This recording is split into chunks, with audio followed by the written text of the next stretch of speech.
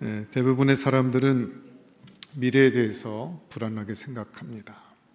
그래서 매년 연초만 되면 사주팔자를 보는 사람들이 그렇게 많다고 합니다. 통계적으로 보면 신정과 구정 사이에 거의 800만 명 이상의 사람들이 그 해의 사주팔자를 본다고 합니다. 또 무슨 일을 할 때는 꼭 물어보고 합니다. 이사할 때도 물어보고, 사업할 때도 물어보고, 심지어는 결혼할 때도 물어봅니다. 궁합이 맞습니까? 그렇기 때문에 모든 종교는 미래에 대해 점을 치는 것이 있습니다. 맞든 맞지 않든 상관없이 미래에 대해 불안해하는 사람들에게 답을 줍니다. 그러나 우리 기독교 신앙은 그런 다른 종교와 다르게 미래에 대해 점을 치는 일이 필요 없습니다. 왜냐하면 지금 이 자리에 하나님이 우리와 함께 계시기 때문입니다. 지금 하나님께서 우리와 함께 계시고 그 하나님께서 미래에도 우리와 함께 계실 텐데 무슨 미래에 대한 점치는 것이 우리들에게 필요하겠습니까? 그러므로 구원받은 하나님의 백성들이 이 세상에서 누리는 최대의 특권은 바로 하나님의 인도를 받고 사는 것입니다.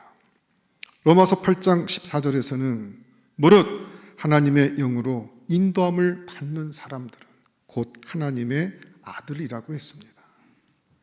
누가 구원받은 하나님의 자녀들입니까? 하나님의 인도를 받는 사람들입니다. 그러면 누가 하나님의 자녀가 아닙니까? 하나님의 인도와 관계없이 육신을 따라 사는 사람입니다. 누구의 인도를 받느냐가 그 사람이 누구인가를 드러낸다고 성경은 말합니다. 하나님은 인도하시는 분이십니다. 애굽에서 구원받은 이스라엘 백성들을 구름 기둥과 불 기둥으로 가나안까지 인도하셨습니다. 애굽에서 구원받은 것이 끝이 아니었습니다. 하나님은 이스라엘 백성들을 애굽에서 구원하고 그냥 버려두신 것이 아니라 광야를 통과하여 가나안으로 가는 동안 한시도 그들을 떠나지 않고 그들의 삶을 친히 인도해 주셨습니다. 광야길에서 어디서 장막을 쳐야 될지, 계속 앞으로 가야 할지 아니면 서야 할지, 무엇을 해야 할지 구체적으로 실질적으로 그들의 삶을 인도하셨습니다. 애굽에서 구원받은 이스라엘 백성들은 단지 하나님의 인도를 받기만 하면 되었습니다. 믿음이란 그런 의미에서 하나님의 인도를 받는 것입니다. 하나님의 인도를 잘 받는 사람이 믿음이 좋은 사람입니다. 얼마나 성공했는가, 얼마나 많은 일을 했는가, 얼마나 오랫동안 교회를 다녔는가가 믿음의 기준이 아니라 얼마나 하나님의 인도를 잘 받고 살아가는가, 그것이 바로 믿음의 기준이라는 것입니다. 그런데 문제는 오늘날 많은 그리스도인들이 하나님의 인도를 제대로 받지 못하고 있다는 것입니다. 하나님은 우리의 삶을 인도하신다고 말씀하시는데 정작 우리는 하나님의 인도를 잘 받지 못합니다. 열심을 내는 것, 또 봉사하는 것, 무슨 행사를 치르는 일은 잘하는데 결정적인 순간에 하나님의 인도를 잘 받지 못합니다. 그렇기 때문에 예수를 믿고도 실패할 수 있습니다. 그것은 하나님이 안 계시기 때문이 아니라 하나님의 인도를 받지 못하기 때문인 것입니다. 여러분, 그렇습니다. 하나님의 백성들이 어떤 일을 하려고 할 때 하나님의 인도를 받는 것이 가장 중요한 것입니다. 성경에 나타난 사람 중에 하나님의 인도를 잘 받은 사람 중에 하나가 바로 다윗입니다. 다윗은 전쟁에서 져본 적이 없습니다. 그야말로 백전백승했습니다. 왜 그렇습니까? 다윗은 전쟁에 나갈 때마다 하나님의 인도를 너무 잘 받았기 때문입니다. 전쟁하기 전에 하나님께 묻습니다. 하나님, 이번 전쟁에 나갈까요, 말까요? 나가면 저들을 내 손에 붙이시겠습니까? 그러면 하나님은 나가라, 내가 너와 함께 하겠다고 약속하십니다. 그러면 그 하나님의 약속을 믿고 하나님의 인도하심을 믿고 나갑니다. 그리고 승리했습니다. 또 신약 성경에 보면 바울이 하나님의 인도를 잘 받았습니다. 2차 전도 여행 때 소아시아 쪽으로 가려고 모든 계획을 세웠지만 그는 자기 계획대로 하지 않고 하나님의 인도를 쫓았습니다. 그리고 마게도냐로 건너가게 됐죠. 바울이 하나님의 인도를 따라 배를 타고 마게도냐로 건너가게 된 이 사건은 세계 역사를 바꿔놓는 위대한 걸음이 되었습니다. 반면 하나님의 인도하심에 그 인도함을 받는 것에 실패한 사람도 참 많습니다. 대표적인 사람이 르호보암 왕입니다. 그는 솔로몬 왕의 아들이었습니다. 근데 나라의 중요한 일을 결정할 때 그는 하나님의 인도를 받지 못했습니다.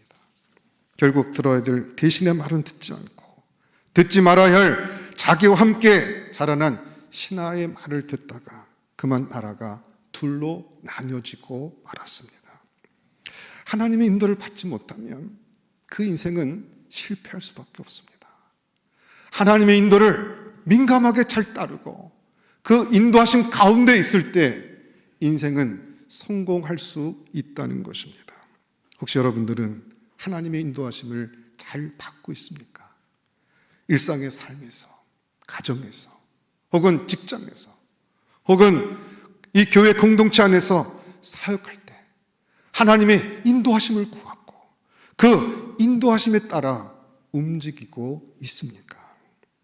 하나님의 인도함 없이 우리 계획대로 하자, 혹은 안 되면 되게 하라, 무슨 수를 쓰더라도 기어이 이를 이루어야 한다, 이런 말들은 사실 믿음의 언어는 아닌 것입니다.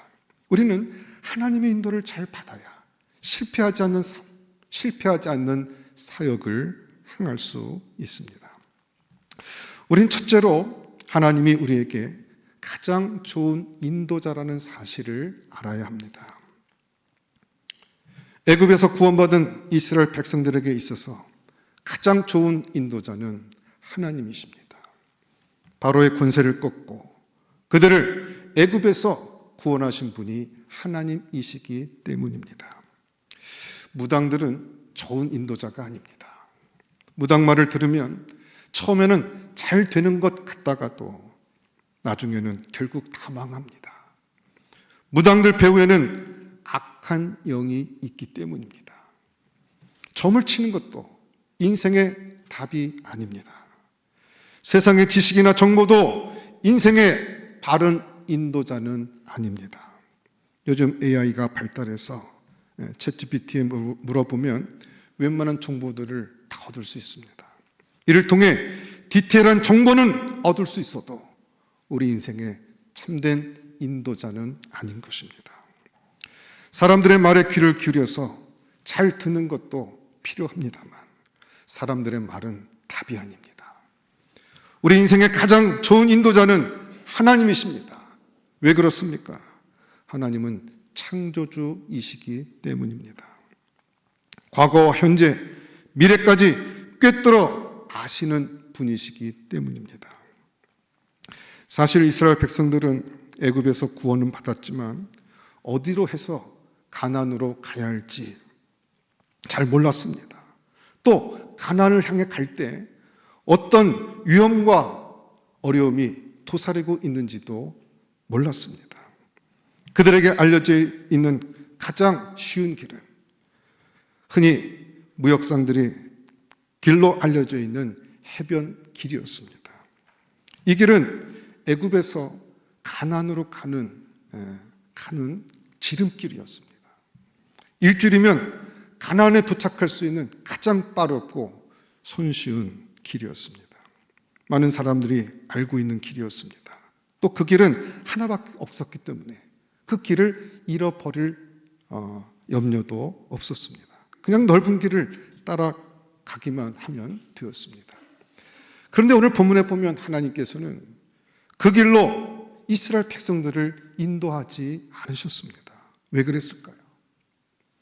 왜 하나님은 빠르고 쉬운 길인 해변길이 아니라 먼 광야길로 이스라엘 백성들을 인도하셨을까요? 그것은 하나님께서 이스라엘 백성들을 잘 아셨기 때문입니다. 본문 17절을 보면 성경은 이렇게 말씀하고 있습니다.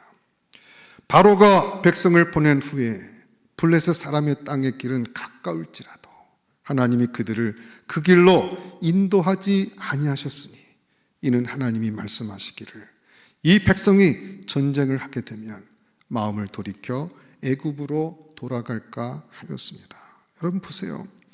하나님은 이스라엘 백성들을 너무 잘 알고 계셨습니다. 그들은 애굽에서 노예 생활을 해왔습니다. 전쟁을 통해서 승리해본 경험이 그들에게는 없었습니다. 무슨 일이든 강제로 시키면 했지만 스스로 책임지고 뭔가를 하는 것을 그들은 배우지 못했습니다.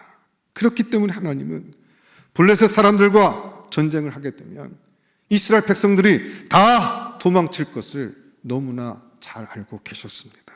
한마디로 그들은 전쟁을 치를 준비가 되어 있지 않은 것입니다. 어려움이 오면 결코 견딜 수 없다는 것을 너무나도 잘 알고 계셨습니다. 지금 그들에게 필요한 것은 빨리 가나안에 들어가는 것이 아닙니다. 오히려 하나님이 누구신지를 배우고 또 그들의 믿음이 성장해야 했습니다. 흥미있는 것은 18절에 보면 이스라엘 자손이 애굽 땅에서 대열을 지어 나올 때라는 말이 나옵니다. 이 말은 질서 있게 열을 맞춰서 애굽에서 나왔다는 것입니다. 마치 군대가 행진하는 것처럼 질서 있는 모습으로 나왔다는 말이죠. 분명히 겉으로 보면 군대 같은 모습입니다. 그런데 실상 이스라엘은 아직 전쟁을 치를 수 있는 그런 강한 군대가 아니었다는 것입니다. 마찬가지로 예수를 간 믿고 성경책을 옆구리에 끼고 교회에 나오는 모습을 보면 대단한 믿음의 사람 같습니다. 그러나 성령을 들고 교회에 나왔다고 해도 다 좋은 믿음의 사람은 아닌 것입니다. 믿음은 자라야 하고 믿음은 훈련이 필요합니다. 이스라엘 백성들이 마치 군인처럼 대열을 지어 애굽을 나왔지만 아직까지 전쟁을 치르기에는 역부족이었습니다. 그래서 하나님은 이스라엘 백성들을 블레셋이 있는 해변길이 아니라 홍해의 광야길로 이스라엘 백성들을 인도하셨던 것입니다. 해변길로 가는 것이 빠르고 쉬운 길임에 분명했지만 하나님은 일부러 광야길로 인도해서 그들 앞에서 홍해를 가르는 기적과 반석에서 물이 나오고 하늘 문이 열려 만나가 내리는 기적을 그들 가운데 보여주셨던 것입니다. 하나님이 어떤 분인지를 알게 한 것이죠. 지금 이스라엘 백성들에게 무엇이 필요한지를 하나님은 너무나도 잘 알고 계셨고 그래서 해변길이 아니라 광야길로 이스라엘 백성들을 인도하셨습니다. 저는 고린도전서 10장 13절의 말씀이 참 좋습니다. 사람이 감당할 시험 밖에는 너희가 당한 것이 없나니 오직 하나님은 미쁘사 너희가 감당하지 못할 시험 당함을 허락하지 아니하시고 시험 당할 즈음에 또한 피할 길을 내사 너희로 능히 감당하게 하시느니라. 이 말씀은 하나님이 우리를 어떻게 인도하고 계시는지를 잘 설명하고 있습니다. 하나님은 감당하지 못할 시험을 우리에게 허락하지 않습니다. 또 감당할 수 없는 것이라면 피할 길을 내신다고 우리에게 약속하셨습니다. 이 말씀은 우리가 당하는 시험과 어려움은 어떤 것이라 할지라도 다 우리들이 감당할 수 있다는 것입니다.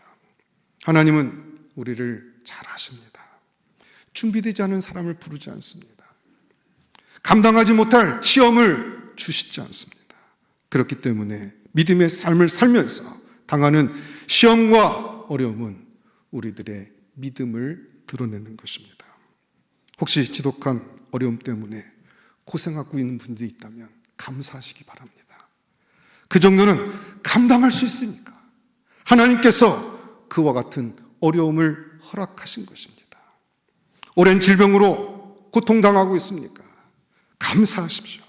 여러분들이 그 정도 믿음은 된다는 것입니다. 그러므로 하나님을 신뢰함을 통해서 그 어떤 시험이나 어려움 가운데서도 우리는 얼마든지 승리할 수 있는 것입니다. 두 번째로 우리는 본문을 통해서 하나님께서 우리를 어떻게 인도해 가시는가를 배워야 합니다. 우선 먼저 본문 21절을 보십시다. 여기 보면 여호와께서 그들 앞에서 가시며 라는 말이 나옵니다. 하나님은 그들 앞에서 행하신다고 말씀하고 있습니다. 앞에 행하셔서 그들을 향해서 따라와 라고 말씀하셨습니다. 이리로 가라 저리로 가라 지시만 하지 않고 앞장서서 나를 따라오라고 말씀하시고 있습니다. 하나님은 언제나 우리보다 앞서 행하시면서 우리를 인도해 오셨습니다. 세계 여러 군인들 중에 이스라엘 군대가 가장 용맹스러운 군인이라고 알려져 있습니다. 오래전에 일어났던 6.1 전쟁만 보더라도 이 작은 나라가 큰 나라 이집트를 6일 만에 거뜬하게 이겼습니다. 이스라엘 군대가 강한 이유에 대해서 여러 가지 이야기를 합니다. 그 중에 하나를 보면 이스라엘 군대의 명령어 중에는 돌격 앞으로라는 말이 없다고 합니다. 일반적으로 각 나라 군대에서는 지휘관들이 돌격 앞으로라고 소리칩니다. 뒤에 서서 병사들을 앞으로 향해 싸우게 한다는 것입니다. 그런데 이 이스라엘의 군대 지휘관들은 늘 맨 앞에 서서 나를 따르라라고 소리친다고 합니다. 그래서 전쟁이 나면 제일 많이 죽는 사람들이 장교들이라고 합니다. 이것은 성경적인 지도자, 성경적인 지휘관의 개념입니다. 그들은 하나님에게서 그 리더십을 배운 것이죠. 여러분 보십시오. 하나님은 우리보다 앞장서서 우리의 앞서서 우리의 길을 인도해 주십니다. 우리 앞서 행한다는 것은 우리의 먼 미래를 보여주고 인도하는 것이 아니라 매 순간 하루하루의 삶을 그분께서 친히 인도하신다는 것입니다. 물론 하나님께서 10년 후, 20년 후도 보여주실 수 있습니다. 그 인생이 가지고 있는 청사진도 얼마든지 보여주실 수 있으십니다. 그러나 대부분 하나님의 인도는 하루하루 그리고 매 순간순간 우리의 삶을 인도해 주신다는 것입니다. 과거 빌리 그레엄 목사님의 전도 팀원으로 큰 전도 집회를 할 때마다 특송을 불렀던 솔리스트 가운데 킴 윅스라고 하는 한국인 자매가 있었습니다. 이 자매는 시각장애자입니다. 어느 날 이 자매가 많은 사람들 앞에서 이런 간증을 했습니다. 사람들이 소경인 저를 인도할 때 1000m 앞에 뭐가 있다고 가르쳐주는 사람은 거의 없습니다. 사람들이 저를 인도하는 방법은 늘 앞에 계단이 있으니 한 발만 올려놓으세요 라든지 앞에 진흙탕이 있으니 조심하세요 라는 것입니다. 저는 그분들의 말들을 믿고 그분들의 말을 따라가면 언제나 제가 가야 할 곳에 갔습니다. 그들은 늘 한 걸음 앞만 가르쳐 주었습니다. 저는 하나님의 인도도 이와 같다고 생각합니다. 10년 후, 20년 후에 대해서 말씀하지 않아도 저는 내일 일을 염려하지 않습니다. 여러분 그렇습니다. 하나님은 앞에 서서 우리의 걸음 하나하나를 인도해 주시는 것입니다. 우리가 내 인생 전부 앞으로 10년, 20년 죽을 때까지 그 과정들을 다 알지 못한다 할지라도 지금 내 앞에 나를 인도하고 계시는 그 하나님을 따르기만 하면 마침내 가나안 땅에 이르게 될 것을 믿는 것입니다. 현재적으로 이 순간에 나와 함께 하시는 그 하나님께서 나를 인도하셔서 마침내 하나님께서 복 주심을 약속하신 그곳까지 인도해 주실 것에 대한 확신을 갖고 미래에 대한 걱정과 근심이 아니라 오늘 나와 함께 하시는 그 하나님께 감사와 믿음의 고백을 드리는 것입니다. 하나님을 신뢰하는 것입니다. 그 다음으로 21절을 계속해서 보면 낮에는 구름 기둥으로 그들의 길을 인도하시고 밤에는 불 기둥을 그들에게 비추사 낮이나 밤이나 진행하게 하시니 라고 말씀하십니다. 여러분, 이 구름 기둥과 불 기둥은 하나님의 인도의 상징이지만 더 중요한 것은 하나님의 보호를 말씀하고 있는 것입니다.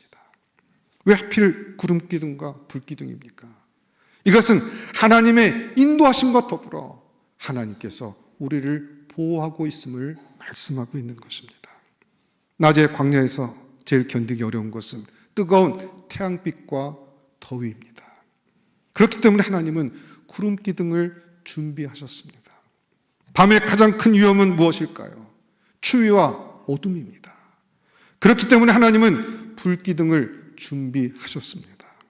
하나님의 백성들을 인도하시는 분은 하나님은 그저 인도만 하시는 분이 아니십니다.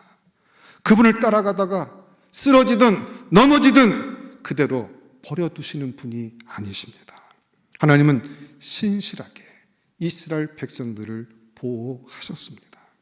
출애굽기 14장에 보면 이스라엘 백성이 홍해 앞에 이르게 되었을 때 애굽의 군대도 이스라엘을 추격하게 됩니다. 이스라엘은 완전히 사면 초가에 놓이게 됐죠. 그런데 이스라엘 앞에 행하던 구름 기둥과 불 기둥이 이스라엘 뒤로 옮겨져서 애굽 군대와 이스라엘 백성들 사이에 서게 됩니다. 그렇게 함으로 애굽 군대가 있는 곳은 밤새도록 구름 속과 흑암이었고 반면 이스라엘 백성들이 바다를 건너는 쪽은 밝은 빛을 비추었습니다. 이스라엘 백성들이 홍해를 다 건너가도록 애국 군인들이 손도 대지 못하도록 밤새도록 하나님이 그들을 지켜주신 것입니다. 홍해가 갈라진 기적도 중요하지만 하나님이 얼마나 놀랍도록 당신의 백성들을 지켰고 보호했는지를 알 필요가 있습니다. 오늘 또 본문 22절에 보면 낮에는 구름 기둥 밤에는 불 기둥이 백성 앞에서 떠나지 아니하니라 라고 말씀하십니다. 불 기둥 구름 기둥도 중요하지만 그 다음에 나오는 표현이 참 놀랍습니다. 백성 앞에서 떠나지 아니하니라 라고 성경은 말합니다. 여러분, 이것은 하나님의 인도가 영원한 것인 것을 우리 가운데 말씀하고 있습니다. 하나님의 인도는 일시적인 것이 아닙니다. 영원한 것입니다.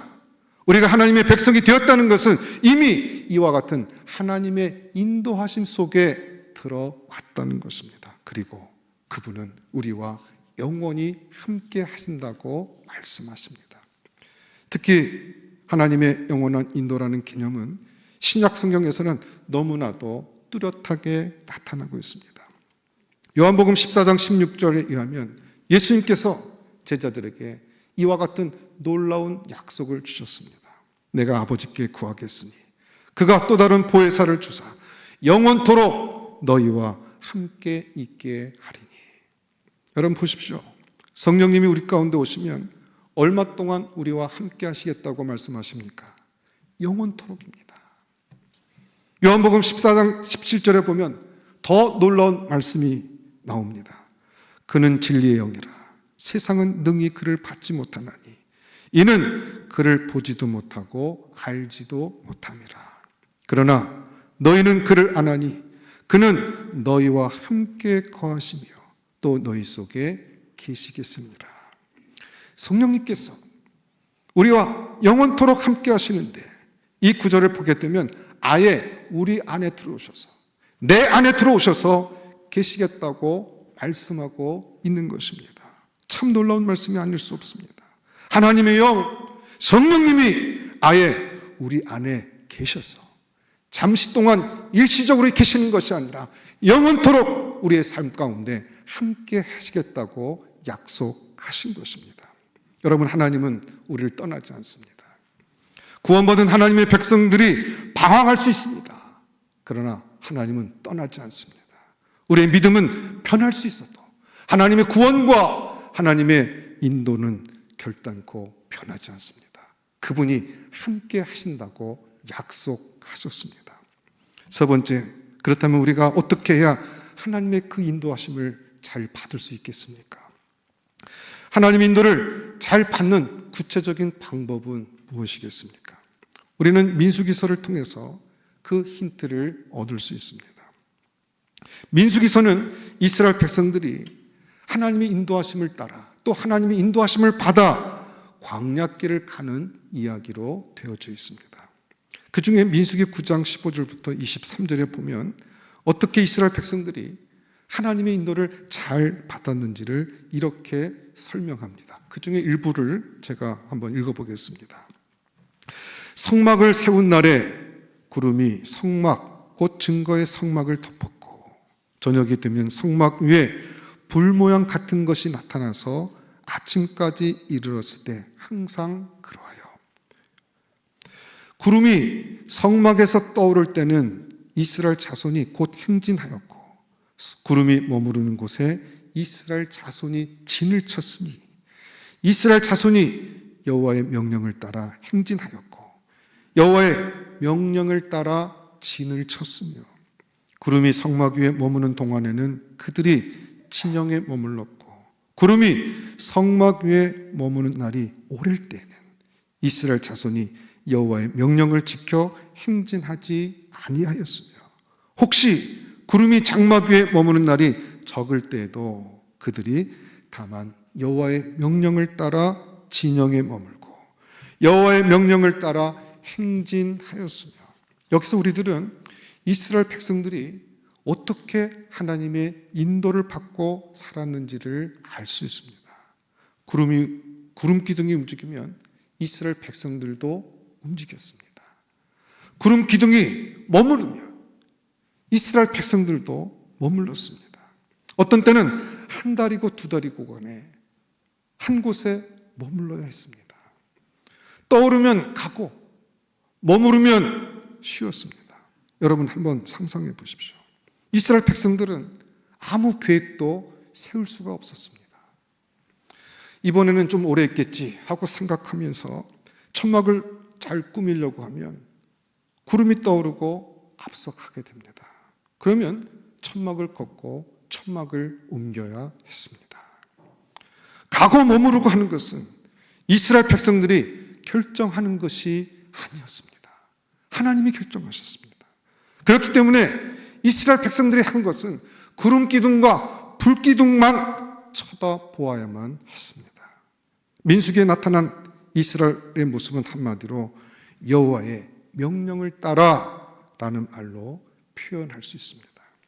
그런데 여러분, 이것이 믿음 생활이라는 것을 여러분 아십니까? 바보 같아 보이지만 이것이 바로 하나님께 인도받는 삶입니다. 그리고 이렇게 하나님의 인도를 받는 것이 사실은 가장 빠른 길이고 가장 복받는 길입니다. 우리가 믿음의 삶에서 열심을 갖는 거 중요합니다. 왜 중요하지 않겠습니까? 우리가 많은 일에 봉사하고 어떤 목표에 도달하는 것도 중요합니다. 그러나 그것보다 더 중요한 것은 하나님의 인도를 받는 것입니다. 어떤 일을 빨리 하는 것, 어떤 지점에 빨리 도착하는 것이 좋다고 말하는 것은 세상적인 관점입니다.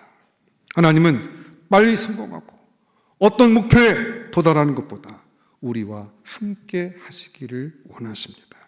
여러분, 우리가 하나님과 함께 거하려고 하면 하나님의 명령을 따를 수 있어야 됩니다.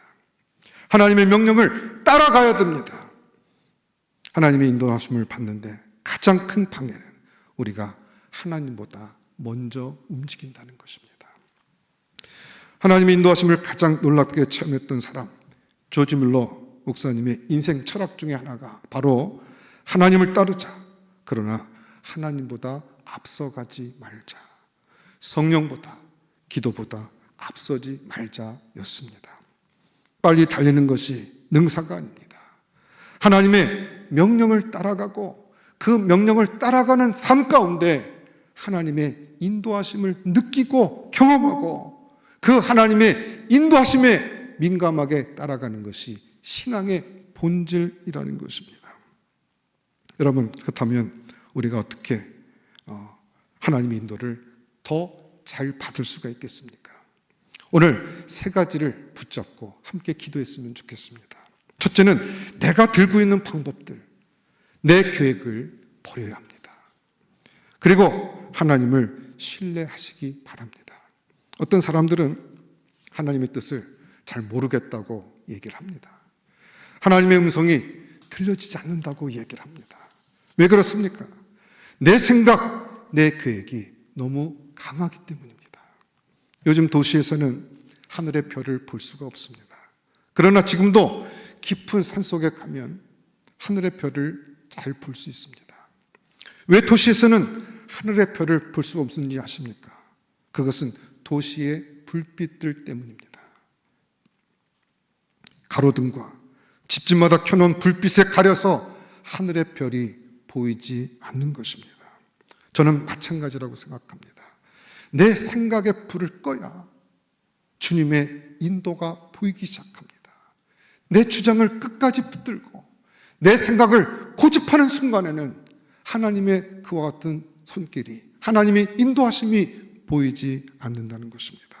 두 번째, 하나님의 말씀에 순종하기로 결단해야 합니다. 하나님의 인도는 결국 하나님의 말씀에 순종하는 것이기 때문입니다. 세 번째는 기도해야 됩니다. 기도는 나를 포기하고 하나님을 의지하는 믿음의 표시입니다. 기도할 때 하나님은 우리의 길을 인도해 주시는 것입니다. 기도 중에 하나님의 음성이 들리고, 기도 중에 하나님의 계획이 발견되어지고, 기도 중에 내 생각이 바뀌기 시작하는 것입니다. 기도는 내가 갖고 있는 요구사항을 관철시키는 것이 아니라 기도 가운데 하나님의 뜻을 깨닫고 발견해서 그 하나님의 뜻에 나를 맞추는 것, 내 생각과 내 욕심을 내려놓고 하나님의 뜻에 나를 맞추고 나를 설득하는 것이 바로 기도인 것입니다. 기도하게 될 때 하나님의 그와 같은 인도하심에 대해서 민감해지고 또 기도를 통해서 하나님의 인도하심을 쉽게 따라갈 수 있는 것입니다. 기도의 사람이 되어야 하나님의 인도를 받을 수 있습니다. 오늘도 우리 삶 가운데 내 삶의 현장에서 그 어떤 것보다도 주님, 내 길을 인도해 주십시오. 주님께서 인도하시는 그 길대로 그렇게 따르겠습니다 라고 믿음으로 반응하며 그 주님의 인도하심 가운데 더 주님을 사랑하고 더 섬기는 자료까지 나갈 수 있는 우리 베델의 전가족 될 수 있기를 주의 이름으로 축원합니다. 기도하겠습니다. 하나님 감사합니다. 주께서 우리와 함께 하시고 우리를 인도하시는 그 놀라운 은혜와 사랑에 늘 감사하고 감격하며 살아갈 수 있는 믿음의 종들 되게 하여 주시옵소서. 우리 홀로 걷지 아니하고 내 뜻과 내 방법대로 살지 아니하고 오직 주의 인도하심에 민감하게 순복하며 따라갈 수 있는 주님의 친백성들 되게 하여 주시옵소서. 우리 안에 주님께서 함께 하심을 많은 사람들 가운데 나타내 보이며 우리 안에 계신 주님을 증거하며 살아갈 수 있는 저희들 모두가 되게 하여 주시옵소서. 모든 것 감사하고 예수님 이름으로 기도드렸사옵나이다. 아멘.